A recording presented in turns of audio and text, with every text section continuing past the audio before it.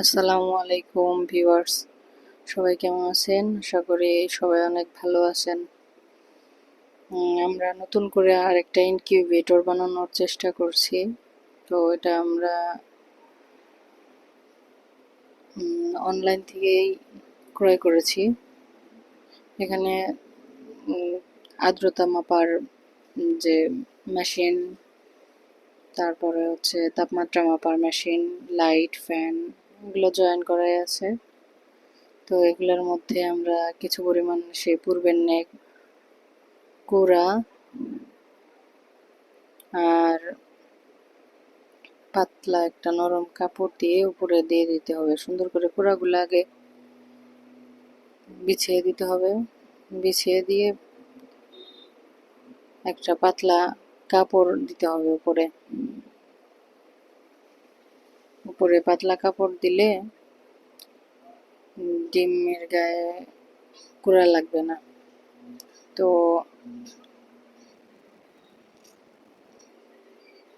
আমরা ডিমগুলো ডিম এনেছি কাদারনাথ জাতের মুরগির ডিম। এখানে এই ইনকিউবেটরে আমরা 60টি ডিম বসাতে পারবো। এখানে 60টি ডিম বসানোর পূর্বে ডিমগুলো সুন্দর করে আমাদের বসাইতে হবে, পরিষ্কার করে বসাইতে হবে এবং ডিমের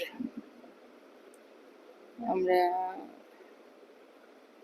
স্টেট ফার্স্ট একটা চ্যানেল থেকে এটা আমরা কিনেছি। দেখি এখন কি হয়। বাচ্চাগুলো সুন্দর মতো ফুটলে তো ভালো, আলহামদুলিল্লাহ। তো আমরা ডিমগুলোর গায়ে এক পিঠে রং লাগিয়ে দিব, যাতে কালার পেন্সিল দিয়ে একটু কালার করে দিব যাতে বোঝা যায়। কারণ ডিমগুলো 3বার দিনে, সকালে, দুপুরে, রাতে উল্টে দিতে হয়। উল্টে দিলে তাহলে তাপমাত্রাগুলো সুন্দর মতো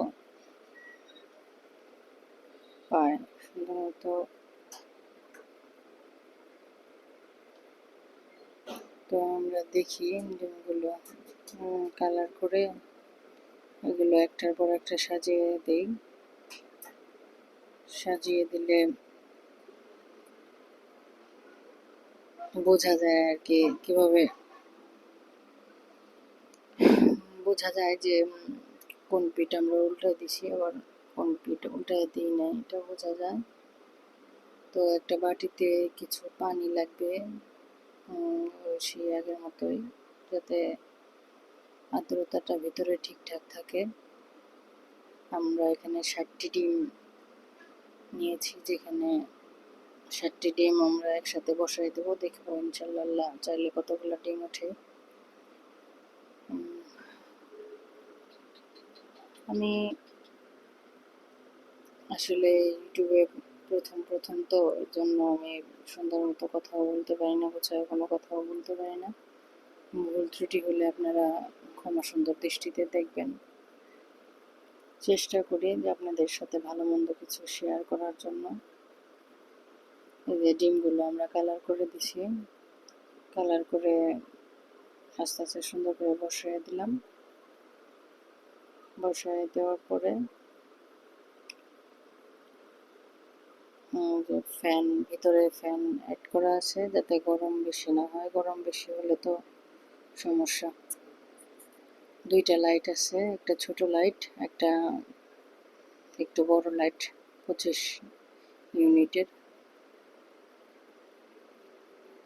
তো একটা বাটিতে আমরা কিছু পানি দিয়ে দিছি, যে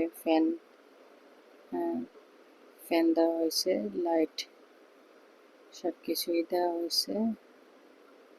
এখানে তাপমাত্রা কত প্রয়োজন সেই পরিমাণে উঠবে। এখানে 37 ডিগ্রি সেলসিয়াস তাপমাত্রা থাকবে, যাতে বেশি হয়ে গেলে তখন আপনা আপনি এটা বন্ধ হয়ে যায়, আবার কমে গেলে আবার চালু হয়ে যায় একাই। তো দেখা যাক কি হয়।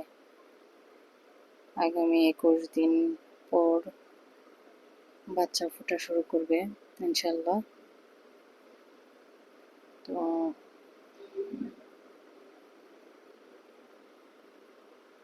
আপনারা সবাই দোয়া করবেন, আমার চ্যানেলের সাপোর্ট করবেন।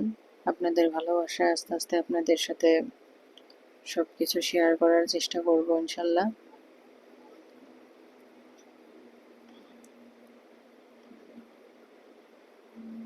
সবাই আমাদের জন্য দোয়া করবেন, আপনারাও ভালো থাকেন। আসসালামু আলাইকুম রহমতুল্লাহি ওয়া বারাকাতুহু।